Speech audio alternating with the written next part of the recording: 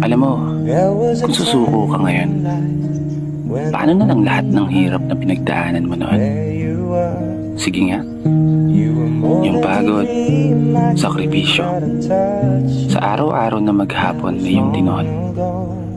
Hahayaan mo na lang ba na masayang lahat ng yun? O papayagan mo ba na hanggang dyan ka na lang ngayon? Kasi ako, hindi ako papayag. Ipagpapatuloy ko yung pangarap ko, whatever it takes. Ano man na maging resulta nito sa dulo, ilalaban ko yung pangarap ko, gaya ng pinangako ko sa sarili ko. Kaya ikaw, huwag kang susuko. Ganon din sana ang gawin mo.